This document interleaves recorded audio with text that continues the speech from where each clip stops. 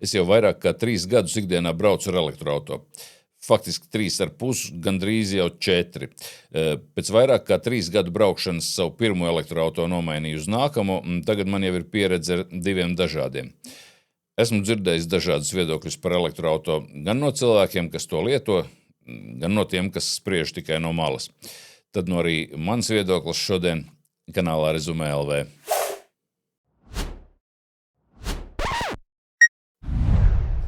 Es esmu Inns, un jūs skatāties kanāla Rezumē LV, kurā stāstu par dažādu tehnoloģiju izmantošanu ikdienā, un šodien, kā jau teicu, par manu pieredzi, jau vairāk kā 3 gadus braucot ar elektroauto. Šajā video mēģināšu pastāstīt par daudziem tiem jautājumiem, kurus cilvēki visbiežāk apspriež, turklāt vienkārši dalīšos ar savu pieredzi, jo neko jums pārdot neplānoju. Sanāks droši vien garāk, tāds kā podcasts, jo mēģināšu brīvā tekstā atbildēt uz tiem jautājumiem, kurus man kā biežāk uzdotos un apspriestos pateica priekšā mākslīgais intelekts. Tātad, kādas ir izmaksas braucot ar elektroauto, cik bieži tas jālādē, kur visizdevīgāk lādēt, kā ir mainījusies baterijas ietilpība, kā ir braukt ziemā, kas ir labākais un kas sliktākais manā pieredzē, kā ir braukt garos attālumus, kādos gadījumos elektroauto ir parocīgs, kādos ne, cik ticam, ka paliksiet uz ceļa ar izlādētu bateriju, un vēl citi jautājumi. Ja jums šķiet, ka kaut ko galīgi esmu palaidis garām, ierakstiet jautājumu komentāros un varbūt man sanāk atbildēt. Jā, un vēl visu, kas jāzina par elektroauto lādēšanu, es plānoju pastāstīt atsevišķā video, citādi te būs pārāk gari. Un vēl atsevišķā video es pastāstīšu par savu labo pieredzi pērkot elektroauto. Varbūt kādam arī šie man apsvērumi un pieredze var noderēt. Bet labi, vispirms tāds kopējais vērtējums. Vai man patīk elektroauto un kāpēc? Elektroauto man patīk ļoti. Faktiski viss man pie tā patīk. Tas ir kluss un nedūmo. Viņiem, vismaz manā pieredzē, ir fantastiski labs, kā saka, uzrāviens. Tas nenozīmē, ka es uz ceļa kaut kā baigi trakoju, bet patīkam, ka, piemēram, izgriežoties uz ielas, varbūt droši, ka auto uzreiz sāks braukt un normāli uzņems ātrumu. Man, piemēram, veciem dīzelītim tā nebija, un tur bija jānogaida, ka neviens nav tūmā, un tikai tad varēja līst uz ielas. Vēl man patīk, ka braukšana ir stipri lētāka, bet tas ir pie nosacījuma, ka lādēju pie mājas un tajās stundās, kad elektrība patiešām ir lēta. Ja lādētu publiskajās vietās, arī sanāktu lētāk, bet tad tā atšķirība nebūtu tik liela. Vēl varu teikt, ka vismaz pašlaik man nav bijuši nekāda remonta un nekādas dārgās apkopes. Ceru, ka tā turpināsies, bet eļļas nav jāmaina, bremžu kluči dilst mazāk, jo bremzēšana biežāk notiek nevis berzējot klučus pret disku un deldējot tos un taisot siltumu, bet uzlādējot atpakaļ akumulātoru. Kaut kā tā. Ar vārdu sakot, pašlaik pēc nepilniem 4 gadiem mana pieredze ir pārsvarā pozitīva. Ko tad varētu teikt par mīnusiem? Manam pirmajam auto, kas bija pirmās paudzes Nissan Leaf, baterija bija tāda, ka varēja nobraukt vasarā kādas 100-120 km, bet ziemā mazāk. Tas var šķist maz, bet jautājums ir, kādas ir tās ikdienas vajadzības. Tā kā man tā tipiskā vajadzība bija braukāt tepat pa pilsētu, tur līdz veikalam, tur bērnus no viena pulciņa uz otru pārsviest. Izrādījās, ka tipiski man tai dienai pietiek un pat paliek pāri, bet pa nakti baterija atkal uzlādējās un varēja braukt atkal. Līdz savai laukmājai arī varēja 90 km aizbraukt, un atpakaļ pēc dienas vai 2 atkal viss jau bija. Protams, ka lielāka baterija dod vairāk brīvības, un tagad ar jaunu auto es to redzu, bet piešāvos arī ar to pirmo un tādu lielu diskomfortu būtībā nejūtu. Ja bija jābrauc kaut kur tālāk, tad Latvijā visur varēja ik pēc kādiem 30 km vai biežāk uzlādēties ļoti ātri. Ir mazliet neērtāk, bet man vienalga patika. Bet kas tad ir tie biežāk uzdotie jautājumi no cilvēkiem, kas ar elektrību vēl nebrauc? Paskatīsimies, ko tad man priekšā kā šos biežākos jautājumus uzrakstīja Čaks, kā es viņu mīļi saucu, ChatGPT, ko man sarakstīja mākslīgais intelekts. Iesim pēc kārtas. Ikdienas lietošana un komforts pirmā sadaļa. Cik bieži jālādē un kā tas atšķiras ziemā, vasarā, pilsētā uz šoseis. Kā jau teicu, tā mana pieredze ir tāda, ka es viņu lādēju faktiski tikai pa naktīm. Man ir bijuši būtībā ļoti atsevišķi gadījumi, kad es braucu kaut kur tālāk. Es esmu braucis līdz Liepājai un atpakaļ, es esmu braucis līdz Rēzeknei un atpakaļ. Un tad man bija pa ceļam jālādējas, un, protams, ka tas nav tik ērti, kā vienkārši iekāpjot un aizbraucot, bet tās manas ikdienas vajadzības man pilnīgi netraucēja dzīvot, ja kaut kāda lādēšana, jo pa nakti es atbraucu, es viņu piespraužu, lādēju, ja, un nekas. Uz šosejas var uzlādēt, protams, ļoti ātri, ja, tāpēc, kad uz šosejas ir šie te līdzstrāvas lādētāji, bet, kā jau es teicu, par lādēšanu es tad stāstīšu atsevišķā video, jo tur ir jāsaprot, kas ir tie lādētāji, ko jūs varat lādēt mājās, vai jūs varat lādēt tur no rozetes un tā tālāk. Bet, ko man vēl te Čaks saka, tad cik ilgi aizņem uzlādēšana ikdienā, vai tiešām katru reizi jāsēž pie stacijas. Ja jūs lādējat mājās, pie mājām, tātad jūs piespraužat auto un ejat iekšā, es nezinu, ēdat vakariņas, ja tā teikt, ja, tur runājat ar bērniem un tā tālāk, ja jums nekur nav jāsēž ne pie kādām stacijām. Ja jums pie mājām ir iespēja lādēt no parastās rozetes, ja, un tas ir nākamais arī jautājums Čakam, vai pietiek ar mājas rozetes lādēšanu. Es esmu faktiski vairāk kā 3 gadus lādējis vienkārši no savas virtuves rozetes, ja, pie kam, kā jau es teicu, tajos laikos, kad tā elektrība ir vislētākā. Un ja ir tā baterija tāda neliela, tad faktiski es viņu varēju pa nakti uzlādēt no virtuves rozetes. Teiksim, jaunajam auto man ir būtiski lielāka tā baterija, un tad būtu tā, ka no virtuves rozetes tad man būtu jālādē vairāk kā diennakti, ja no pilnīgi tukšas baterijas līdz pilnai. Ja. Tas vairs tad nesanāk ērti, ja. Tad, protams, ir ērti, ja ir tas saucamais tas wallbox, kad mēs varam lādēt ar 3 fāzēm, un tas arī pie nosacījumiem, ja auto to ņem pretī. Bet, kā jau es teicu, lādēšanas jautājums tad apskatām atsevišķā video, jo es esmu ļoti, ļoti daudz dzirdējis, un es atceros arī, kādi bija mani pirmie priekšstati. Man šķiet, es tur tad lādēšu tā, tur man vajadzēs tur tā, tik ātri tur to lādētāju, bet pēc tam izrādījās, ja, kad bet man mašīna to neatbalsta, ja, tā tad ir jāsaprot, kas ir uzlāde, lieljaudas uzlāde kaut kur uz šosejām, kas ir maiņstrāvas uzlāde no virtuves rozetes, kas ir maiņstrāvas uzlāde, ja, teiksim, no tā saucamā wallbox. Ja. Tās ir lietas, kuras tad pārunāsim atsevišķā. Kas mainās, ja mājās nav sava uzlādes vieta? Ja nevar uzlādēt mājās, tad man šķiet, ka tas elektroauto vairs tik ērts un tik lēts tad nesanāk, ja. Jo lādēt tajās lielās, ātrās uzlādes vietās, tas vispirmkārtām baterijai nav tik veselīgi, ja tā var teikt, ja baterija tā tad ātrāk tiks nodzīta. Ja.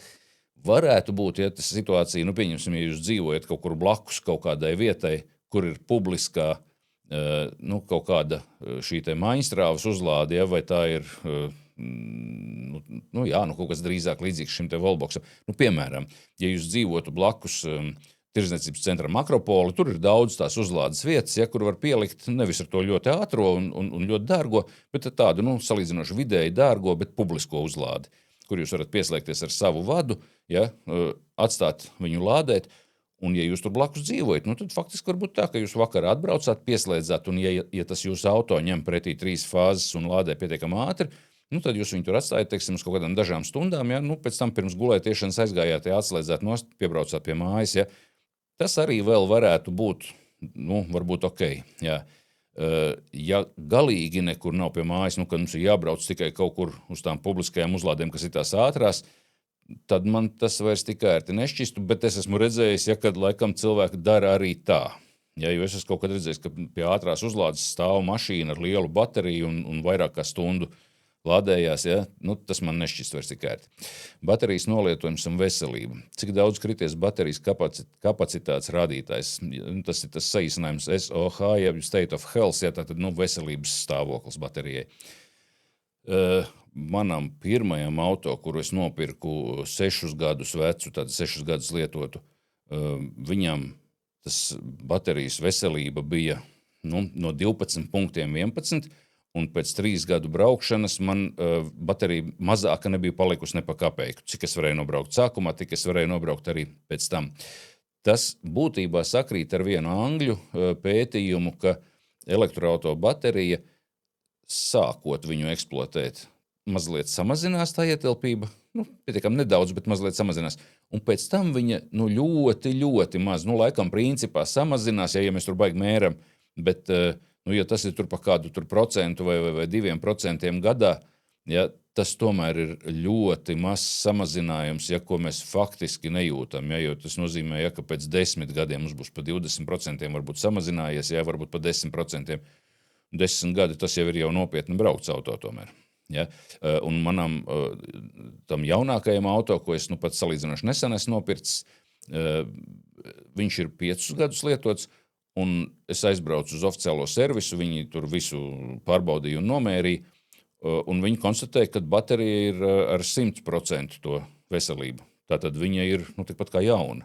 Ja, tātad es domāju, ka tas ir tāds mīts, ja, ka baterija tur ātri būs pagalām, ja, un tad jums būs tur jāmaina baterija, un tad būs tas šausmīgi dārgi. Jā, ja baterija būtu jāmaina, tad tas ir dārgi. Tā ir taisnība. Baterija ir viena no dārgākajām lietām šajā auto, bet tā baterija, viņa tā ne no šā, ne no tā nemirst, ja, un nezaudē to. Es gan esmu redzējis SS sludinājumus, ja, kur ir ar ļoti, ļoti nodzītu bateriju. Ja, teiksim, tie paši pirmie līfi, ja, kur, es zinu pēc tā rādītāja, ko var redzēt uz ekrāna, ja, es skatos, un man sanāk, ar šito Dievs dod, ka var nobraukt, ja kaut kādas 50 kilometrus, ja, tad tādu, tas jau man šķist galīgi maz, ja. Ja, viņi gan arī laikam baigi dārgi nav, ja, bet, tik ļoti nodzīta baterija, tas man vairs nešķiet labi, ja. Vai joprojām var nobraukt tos pašus attālumus? Jā, jau atbildēju, ka varu. Kas notiek ar mašīnu lielos mīnusos? Lielos mīnusos ar šo mašīnu ir ļoti patīkami braukt, tāpēc, ka vispirmām kārtām mums nav jāsilda motors, ja tā teikt, un lai viņš sāk vispār kaut kur kustēties. Otrām kārtām mēs kā iekāpjam, ja mēs, teiksim, ieslēdzam apkuri, ja, un tā kā tas ir uz elektrību, ja, tad mums uzreiz sāk pūst siltu, ja, un uzreiz sasilda salonu. Mums nav jāgaida, teiksim, tā kā iekšdedzes dzinējam, kad, vispirms, ja tā teikt, jāuzsilst dzinējam, ja, un tad var tikt sākt sildīt tikai mašīnu, ja, jo mašīna tiek sildīta no dzinēja. Izņemot, protams, ir atsevišķi, ja, kas ir, kuriem ir tā autonomā apkura, ja, jeb tas vai basto, vai kā viņš saucās, ja. Jā, tur var būt tā, kad uzsilda ātrāk, ja uzsilda ātrāk, tur gan salonu, gan motoru, laikam. Man nav bijusi tāda pieredze, ja. Bet elektriskajiem, jā, ziemā ir forši tas, kad viņam jauda tāda pati, ziema vai vasara, ja tā teikt, ja mēs varam uzreiz sākt braukt, nekas nav jāsilda, un salonā salīdzinoši daudz ātrāk ir silts, tā kā tādā ziņā ļoti laba pieredze. Vai baterijai vajag kādu īpašu kopšanu vai ieradumus? Man tie īpaši ieradumi bija, kā jau es teicu, lādēt pie mājām, un jā, es esmu to 3 gadu laikā, apmēram varbūt reizi mēnesī, kādreiz varbūt reizi 2, kādreiz varbūt 2 reizes mēnesī lādējis pie tām ātrajām, ja ir bijis kaut kur tālāk jābrauc. Bet man tie tālie braucieni nebija sevišķi bieži, tātad man sanāca, ka man īpaši bieži nav pat tāda vajadzība lādēt tajos ātrajos, kas ir baterijai neveselīgi.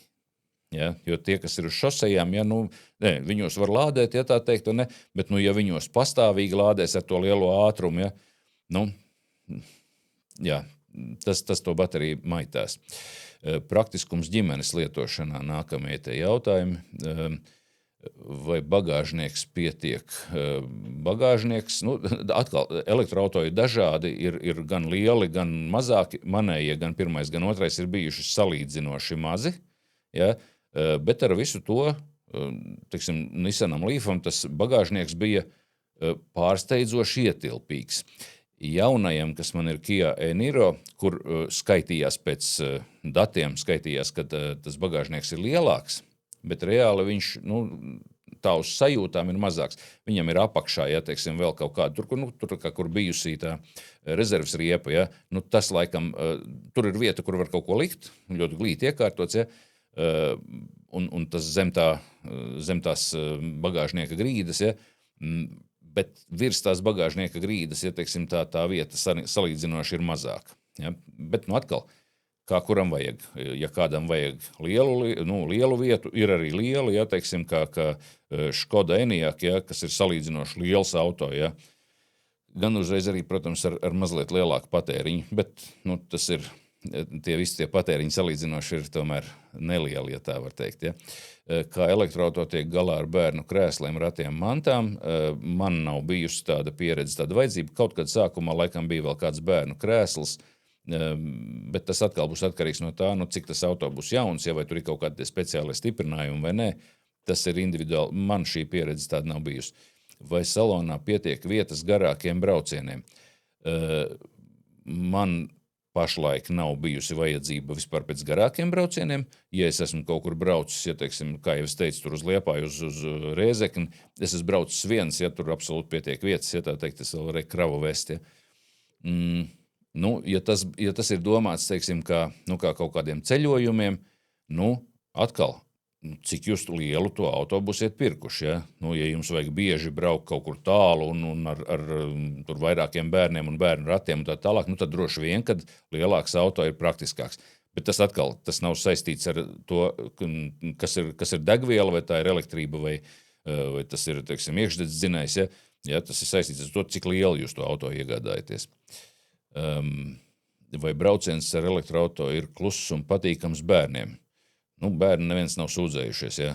Man patīk, ka ir klusu, ja. Atkal ir dažādi auto, citam salonā mazliet skaļāks, citam klusāk, ja, bet motors nerūc nevienam no viņiem. Izmaksas un ekonomija. Cik maksā uzlāde mājās, publiski ātrajā uzlādē? Ja es lādēju mājās tajās stundās, un tādas mēdz būt un salīdzinoši bieži, ja, tajās stundās, kad elektrība nemaksā neko, tātad elektrība pati pa nulēm, vai tur kaut kur zem centa, ja, tad faktiski man sanāk tās izmaksas, ka es pa €1 varu uzlādēt 20 kWh, tā aptuveni, ja, pa €1 20 kWh, es varu nobraukt ar to 100 km un faktiski mazliet vairāk, tātad es pa €1 varu nobraukt 100 km. Ja elektrība maksās tur 5 centus, ja, tad kopā ar es rēķinu tās izmaksas kopā ar to pārvades izmaksām. Ja elektrība maksās 5 centus, ja, tad man sanāks €2 par 100 km. Ja maksās 10 centus, tad €3. Ja maksās 15 centus, tad €4 par 100 km, kas, manuprāt, joprojām ir lētāk stipri vien nekā iekšdedz dzinēji.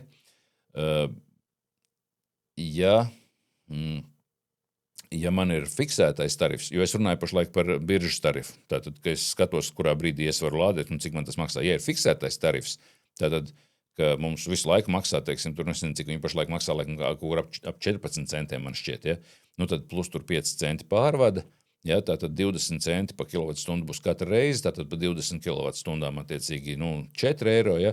Tātad pie fiksētā tarifa jums būtībā vairāk kā €4 uz 100 km nevajadzētu izmaksāt, runājot par vasaru. Ziemā mums nāk klāt, ja, ka mums ir jāsilda salons, ja, tātad vasarā, ziemā, es atvainojos, būs mazliet dārgāk. Ja? Kaut kādā. Cik izmaksā uzturēšana 3,5 gados? Apkopes, riepas, bremzes, šķidrumi, neplānoti remonti. Apkopes man ir bijušas tā, ka es ar to pirmo arī es braucu. Reizi gadā es aizbraucu pie oficiālā dīlera, tur viņi apskatījās, uztaisīja diagnostiku, kaut ko tā diagnostika maksāja, bet parasti bija tā, ka viņi apskatījās un konstatēja, ka viss ir ļoti labi. Ja? Mēs tur varbūt, es nezinu, tur pielējām, ja, kaut kādu tur šķidrumu tajā klimata kontrolas sistēmā, vai kaut ko tādu. Ja? Un uzlika tur, un tas arī parasti, tas bija uz ražotāja rēķina, ka uzlika kaut kādu jaunu tur to programmatūru. Īsumā viss. Riepas, jā, riepas kā jebkuram auto, vasaras riepas, ziemas riepas, ja, viņas tomēr dilst braucot, ja.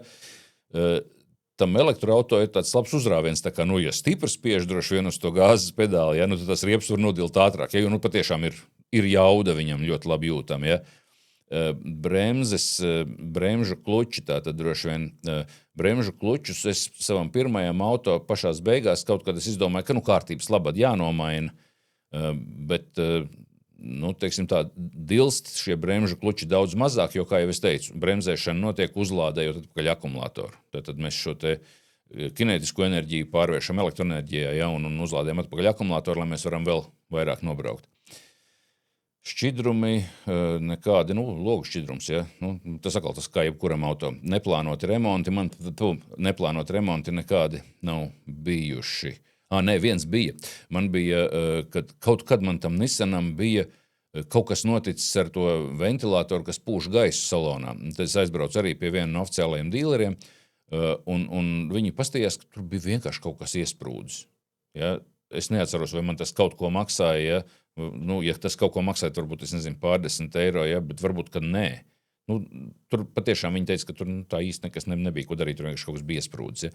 Vairāk nekas nav bijis. Ja? Ļoti ceru, ka tā arī būs. Vai tiešām ir lētāk un cik lētāk? Kā jau es teicu, ja es varu nobraukt vasarā, teiksim, pa 1 eiro 100 kilometrus, ja man ir saules paneļi un es varu lādēt saulainā dienā vispār no savas elektrības, man pat nav jāmaksā ne par kādu pārvadu, tad elektrība varbūt sākot no pavisam pavelti. Man šķiet, ka beidzot ar mājās lādējam un mums ir tā kā tas drošais variants, tas ir fiksētais tarifs, tad uz 100 kilometriem 4 eiro. Ja mēs lādējam kaut kur uz šosejas, uz šosejas būs dārgāk. Kāpēc? Tāpēc, ka tur ir liela jaudas tā uzlāde, lai mēs varam ceļā kaut kur mums vajadzēja tagad, lai mums vajadzēja ātri pielādēt klāt, lai mums tur nav ilgi jāgaida. Visas tās lādēšanas, kuras man kādreiz ir bijušas braucot ar to pirmo elektroauto, ar otro es neesmu vēl nekur publiskās vietās lādējis, bet ar pirmo elektroauto man bija tā, ka es īsti nekad neesmu lādējis, laikam vairāk par 10 minūtēm, kādreiz 5, kādreiz 10, kaut kā tā. Ja? Man tā vienmēr ir sanācis. Bet vēlreiz, tas ir atkarīgs no tā, kādas jums ir tās vajadzības. Labi, tā pēc kārtas. Kādus izdevumus cilvēki parasti nenovērtē, piemēram, ziemas patēriņa pieaugums, maksas stāvvietas pie lādētājiem, invertoru remonti. Ja ir kaut kādi tur remonti lieli, kuri man nav bijuši, līdz ar to es nevaru pateikt, kāda ir pieredze. Bet, protams, ja mums kaut kas būtisks mašīnā salūzīs, tad neatkarīgi no tā, kāds būs šis dzinējs, jo man ir bijuši pietiekami dārgi remonti arī dīzeli. Tātad, ja kaut kas salūst, tad tur var būt dažādi dārgi. Ziemas patēriņa pieaugums, ziemā var nobraukt, tā mana pieredze ir apmēram kaut kādi 30% mazāk, jo mums ir jāsilda. Un tas arī būs atkarīgs no tā, vai mums tajā mašīnā ir iebūvēts tas saucamais siltumsūknis, ja mēs tīri kā ar kalorīferu sildam. Ziemas patēriņa pieaugums, protams, ir. Es saku, apmēram, manuprāt, kādi 30%, bet precīzi tādas mērījumus es neesmu veicis. Es braucu, man viss pietika, man bija baigi ērti un baigi labi. Garie braucieni. Vai Latvija, Igaunija, Lietuva var izbraukt bez stresa? Es domāju, ka jā. Es pats ar to pirmo neesmu nekur tālāk devies. Ar šo otro auto, kas man ir, kuram vasarā ir uzrādīts, kad ar viņu var nobraukt 450, cik tur kilometrus? Tad, teiksim, 450 vasarā. Un tas, ko es redzēju, kamēr vēl bija siltais laiks, patiešām tā arī notika. Tā tad varēja nobraukt pietiekami daudz. Tā tad faktiski es varu aizbraukt, teiksim, ar mājās uzlādējot, līdz pilnai baterijai. Es mierīgi varu aizbraukt līdz Tallinnai, vai līdz Viļņai, vai līdz Kaunijai, un vēl kaut kādu gabalu atpakaļ, kaut kur tad man būs jāpalādējas, un tās uzlādes stacijas pašlaik ir ļoti, ļoti daudz saradušās. Viņas patiešām ir daudz, pat mazās kaut kādās pilsētiņās, kaut kādā ļoti mazā. Es skatos 2 stāvu jau blakus, tad mums ir izvēles iespējas. Tātad tas uzlādes tīkls, viņš ļoti, ļoti tiek papildināts, un es domāju, ka tur nevajadzētu būt nekādām problēmām. Kas attiecās tātad pa Latviju, Lietuvu, Igauniju, cik es zinu, tad, teiksim, mūsu pašmobilī darbojās pie tā, lai caur šo lietotni varētu uzlādēt pie dažādiem tiem lādēšanas operatoriem, pie dažādiem elektrības tirgotājiem, un tai skaitā arī Lietuvā, arī Igaunijā, bet man nav bijusi pieredze braukt ar elektroauto uz Lietuvu, Igauniju. Mans jaunais auto ar lielo bateriju man ir salīdzinoši nesen, tas ir daži mēneši, un otrām kārtām, man nav tā ikdienas vajadzība kaut kur ļoti tālu braukt, Kāds ir reālais ātruma patēriņa kompromiss? Jo ātrāk mēs braucam, bet tas ir jebkuram auto iekšzemes dzinējam varbūt to tā mazāk var uzreiz saprast, bet jo mēs ātrāk braucam, jo lielāks būs, teiksim, tas patēriņš, Pie mums pārāk ātri nevar braukt, pie mums ir 90 km ierobežojums uz šosejām, ja kaut kur atsevišķi vasarā ir 110, ja. Bet, jā, man nekad nav bijusi doma kaut kā speciāli braukt lēnāk, izņemot, laikam, kaut kādu atsevišķu gadījumu, kad es biju aizbraucis līdz kādai uzlādes stacijai, braucot tālajā braucienā, manuprāt, uz Rēzekni, piebraucu, kur es esmu paredzējis, ka mēs te tagad uzlādēšu tā, lai es tieku atkal līdz nākamai, un tur man pēkšņi nelādē. Tāds gadījums ir bijis, ja, un tad es esmu braucis atpakaļ līdz iepriekšējai, tad es gan braucu pat tiešām lēnām, ja, bet tas ir bijis viens izņēmuma gadījums, ja kaut kāds neveiksmīgs tā sanācis. Vai bieži sanāk plānot uzlādes? Plānot uzlādes, kā jau es teicu, ja es lādēju pa nakti pie mājas, ja kādu tur mazliet, jā, es, teiksim, skatījos visu laiku, ja, kad ir lētāka elektrība, tad lādējam, ja, var to teikt, ka tā ir plānošana.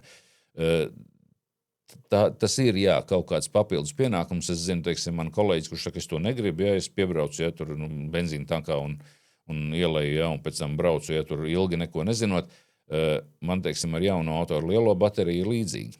Es varu uzlādēt faktiski tagad gan reizi nedēļā, un pēc tam tā īpaši par to pat nedomāt, ja.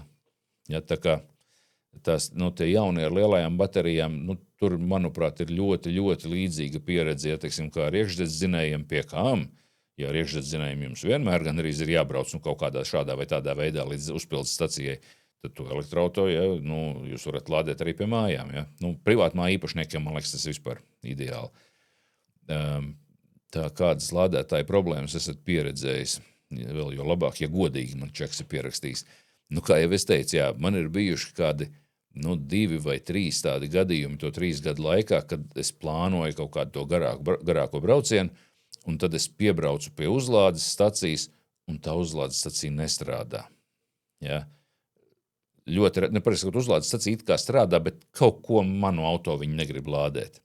Ja, un 2 reizes, jā, vienreiz tas bija, man liekas, no tā AB atrakcija parka līdz Ķēpenei, brauc un pēc tam vilkos lēnām atpakaļ, un vienreiz kaut kur no kaut kādas lielvārdas, man liekas, līdz Ogrei es dabūju tā lēnām braukt, ja, jo man šķiet, ka pat baterija ir ļoti tukša palikusi, ja, bet es nekad neesmu palicis uz ceļa. Ja, tātad, tādas lādētāju problēmas ir gadījies redzēt, bet faktiski kā izņēmumu. Tas nav kā sistēma. Tā, nākamais ziemas realitāte. Biežākais jautājumu komplekts Latvijā. Cik stipri pazeminās nobraukums, jau atbildēja apmēram pa 30%. Vai salona ātri sasilda, arī jau atbildēja, jā, salona sasilda salīdzinoši ļoti ātri, jā, un ja vēl ir kaut kādas tās papildus fiškas, ja, kad uzsilda stūri, ja uzsilda sēdekli, ja, tad vispār, ja, vēl jau moderniem jauniem auto ir tā, ja, teiksim, ka jūs varat no telefona, es arī varu no telefona ieslēgt, teiksim, uzsildīt salonu un iet ārā iesēsties jau siltā. Ja. Pie kam motoram nebija jāsāk strādāt. Ja. Viņš vienkārši ieslēdz sildītāju. Un patiešām uzsilda ātri, jā. Vai sniegs, sāls, dubļi kaut ko bojā? Sāls un dubļi bojā jebkurai mašīnai. Tur elektroauto ne ar ko neizceļās. Vai piedziņa priekšējie pakaļējie, vai visi riteņi ietekmē uzvedību ziemā, tieši tāpat kā iekšzemes dzinējiem. Ziemā vienmēr ir jābrauc prātīgāk, ja, neatkarīgi no tā, cik mums tur riteņi ir velkošie. Bet jā, tas neatšķirās no iekšzemes dzinēja, tā kā tas nav specifiski, ja, jautājums uz elektroauto. Mašīnas nolietojums kopumā, ko cilvēki neizprot. Vai kaut kas ir salūzis, ja mašīna uzvedās kaut kā nepareizi, ja, tad droši vien, kad ir jābrauc pie meistara, ja tā teikt, un jāmēģina interesēties, kas ar to notiek. Vai elektroauto ir lētāki vai dārgāki uzturēšanā, no auto kaut kādas apkopes un remonta viedokļa, viņi noteikti ir lētāki, mana pieredze. Ja, tā tad nav jāmaina eļļas filtri, retāk jāmaina kaut kādi bremžu kluči. Man neko citu vispār nav nācies mainīt. Ja, tātad es braucu, drīz būs 4 gadi ar elektroauto, jā, pa to starp vienu nomainīju, bet tas viens, ar kur es braucu, vairāk kā 3 gadus, ja, kaut kāds gan 3,5. Man nebija nekādi izdevumi remontam. Ja, man liekas, ka ar tikpat vecu iekšzemes dzinēju auto savulaik braucot, man remonti tomēr kaut kādi ir bijuši. Ja. Tātad mana pieredze liecina, ka elektroauto uzturēšanā ir lētāki, bet tas var atšķirties. Kura bija dārgākā, retākā detaļa, ko nācās mainīt, man neko nenācās mainīt. Reālais nobraukums, nevis papīra skaitļi. Tātad, cik tālu reāli brauc bez īpašas diētas. Tas nozīmē kaut kā īpaši, tur nemēģinot tur ļoti prātīgi braukt. Ar to Nissan Leaf, ar labu bateriju, tātad 11 sadaļas no 12, es varēju nobraukt, kā es teicu, 100-120 km. Man bija tāds labs, tas etalons, bija, kad es braucu ar pilnu uzlādētu bateriju, sāku braukt, un es braucu līdz savai lauku mājai, un līdz turienei ir 90 km. Un vasarā siltā laikā es aizbraucot, atkarībā no tā, varbūt, cik man tā mašīna bija piekrauta un cik smaga, ja, un vai līja vai nelīja, bet man beigās parasti palika vēl kaut kādi 15 vai līdz 25% baterija. Tātad es varētu nobraukt pāri pa 100 vasarā, neko īpaši speciāli kaut kā neuzmanoties, ja, tur tā, lai es mazāk tērētu vai kaut kā tā.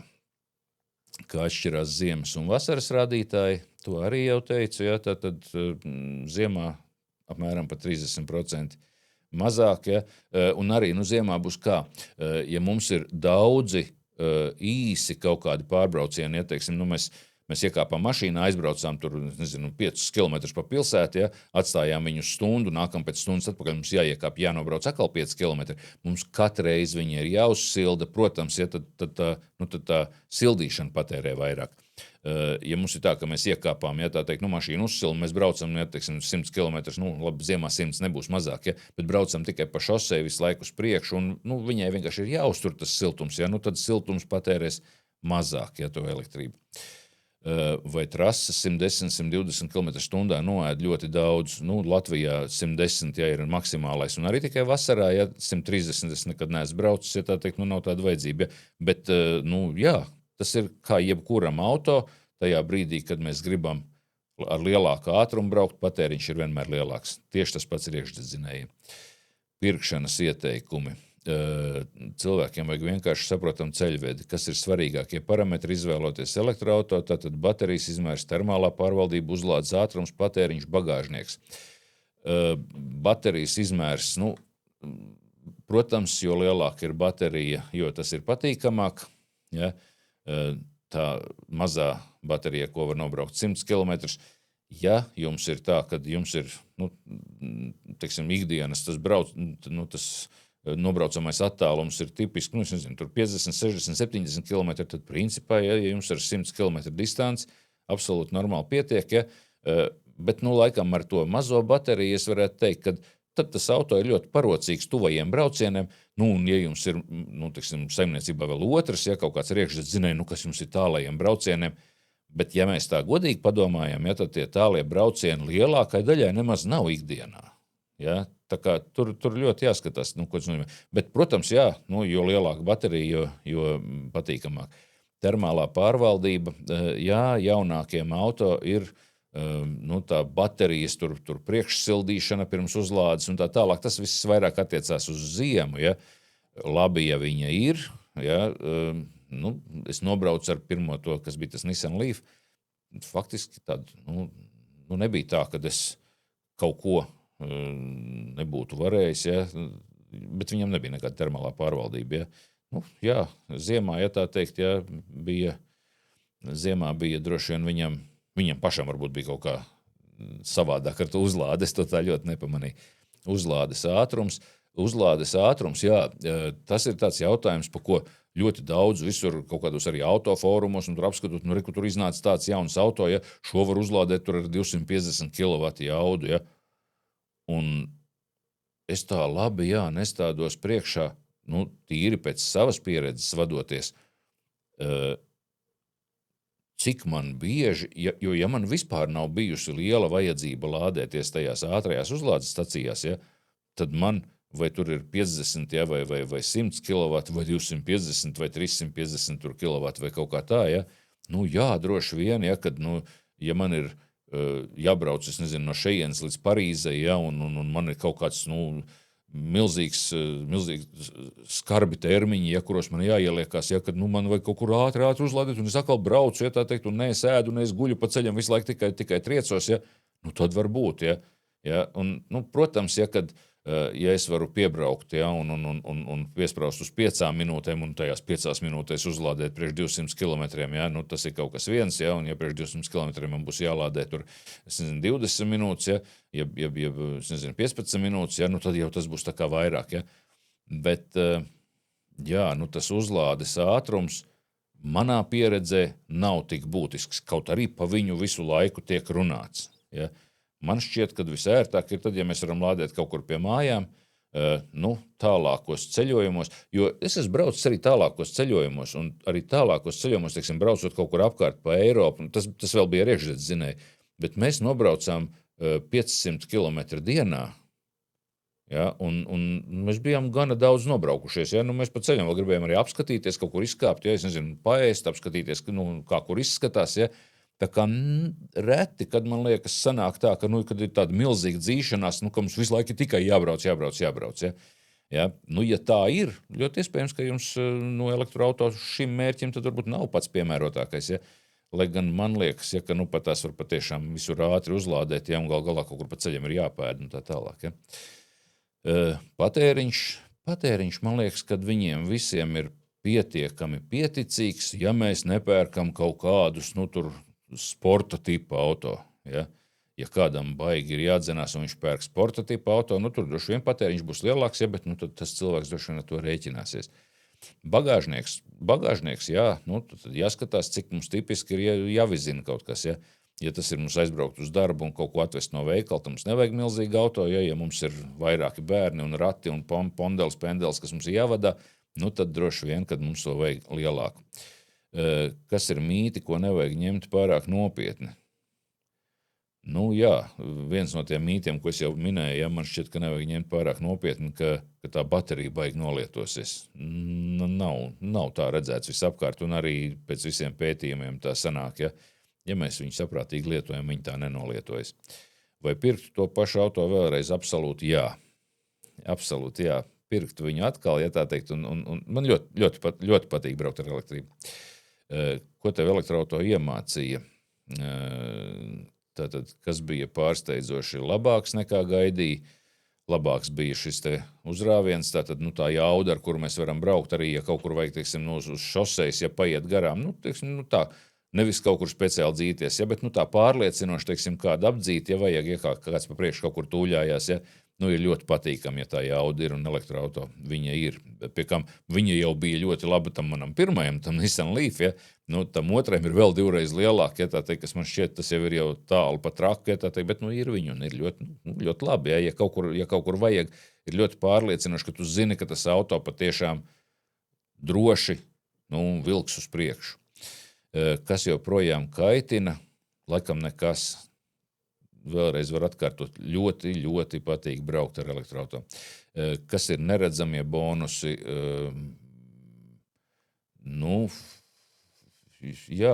Tādi, kas varbūt tā no malas uzreiz nav redzami, ja, teiksim, ja tas ir, tas ir tā ātrā uzsilšana kaut kur ziemā.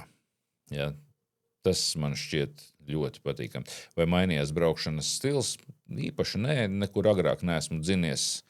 Ja neskaita kaut kur tur varbūt senā jaunībā, nekur baigi neesmu dzinies, ja, vienalga, vai es braucu ar iekšzemes dzinēju vai ar elektrību, ja, braucam normāli, ievērojam noteikumus, pēc iespējas, ja. Vai elektroauto kļuva par parastu auto aizstājējs vai par jaunu pieradumu kopumu? Man viņš ir absolūti parasta auto aizstājējs, ja, un tagad ar to bateriju, ar kur es varu nobraukt, ja, vasarā 4,500 ziemā, man visu laiku rāda, bet es pat nelādēju pilnu bateriju, man visu laiku rāda, ja, kad nekad nav zem 300, ja, tad, kad es pielādēju to bateriju parasti līdz kaut kādiem 80-90%, ja, bet, pagaidām ārā ir diezgan silts, redzēs, kas būs, teiksim, ja tad, kad būs kaut kādi tur -25, bet tas, ko es gan varu pateikt, kad arī tad, kad būs -25, ja, jeb -15, ja, viņš uzreiz faktiski sāks braukt, man nebūs, ja kaut kas, tur jāgaida, ja, un jāsilda motors, ja, un tā tālāk. Bonus daļa ļoti vietīgi taviem skatītājiem jautājumiem, uz kuriem nav vienas pareizās atbildes. Ja, jā, cik liela baterija pietiek, ja. Atkarīgs no tā, cik jums tālu jābrauc, ja.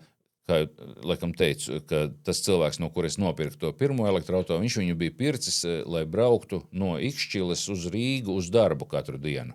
Ja, un tad ir tā, ka viņš pa nakti mājās uzlādē, no rīta viņš var aizbraukt uz Rīgu, tur pa Rīgu pabraukt, atbraukt atpakaļ, ja viņam pilnīgi pietiek, ja, tad ar to bateriju pietiek.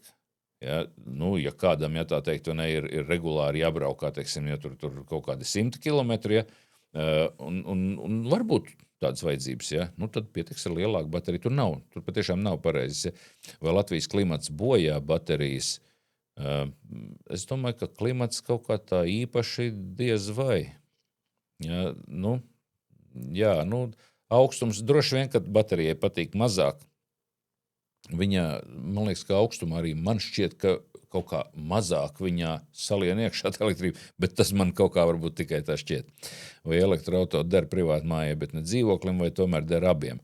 Jautājums ir, vai jums ir iespēja pie šīs te dzīves vietas lādēt, no sava elektrības pieslēguma. Man tas šķiet, šausmīgi būtiski, Ja varat lādēt kaut kur pie dzīvokļu, jo galā ir jau arī, teiksim, nelielās daudz dzīvokļu mājas, teiksim, kur ir varbūt kaut kādi 4 dzīvokļi, jūs vienojaties ar visiem pārējiem, tad es auto likšu šeit, teiksim, te iekārtojam kādu kasti, kur mēs lādēsim, un tad nav svarīgi, vai tā ir privāta māja, vai tā ir dzīvokļu māja, Protams, ja jūs dzīvojat 9 stāvu mājā, 9. stāvā, un apkārt vispār nav vietas, kur apstāties, tur mazāk ērti, bet, kā jau es teicu, varbūt, ka der kaut kur pie kaut kāda, pie blakus esošā lielveikala, varbūt ir daudz uzlādes stacijas, Vai lādētāja ātrums ir tik svarīgs, kā visi stāsta? Lādētāja ātrums, kas ir tajās publiskajās ātrās uzlādes stacijās, kas ir līdzstrāvas uzlāde, tur man šķiet, ka tik ļoti būtisks viņš nav. Man tāda pārliecība, jo man nav bijusi vajadzība to bieži izmantot. Cik liels ir uzlādes ātrums jums mājās, tas būs tas atsevišķais stāsts vienā atsevišķā video, jo, ja jūs varat lādēt tikai no rozetes un jums ir liela baterija, tad tas vairs nav tik parocīgi, tad vajadzētu, ka jums, tad būtu labi, ka jums ir 3 fāzes un ir tā saucamais wallbox, bet tas viss ir jāskatās kontekstā ar to, kāds tur ir tas iebūvētais lādētājs jūsu mašīnā. Tas atsevišķā video. Kaut kā tā. Tātad tie ir tie galvenie jautājumi, ko man mākslīgais intelekts teica priekšā, kas ir tie, kas visus interesē. Kā jau teicu, šodien sanāca mazliet garāk, tāpēc, kad sanāca atbildēt uz pietiekam daudziem jautājumiem un sanāca atbildēt tādā brīvajā stilā. Es esmu Inci, jūs skatāties kanāla Rezumē LV, kurā stāst par tehnoloģiju izmantošanu ikdienā. Šoreiz man tas viss, bet es ceru, ka tuvākā laikā es varēšu nopublicēt vēl video saistībā ar elektroauto, tātad izstāstīt visu, kas jāzina par elektroauto lādēšanu. Tā kā nospiediet abonēt šim kanālam, lai nepalaistu garām, tad jūs YouTube pabrīdinās, ja Facebookā varbūt redzēsiet, labāk YouTube'ā. Šoreiz, kā jau teicu, man tas viss. Atā!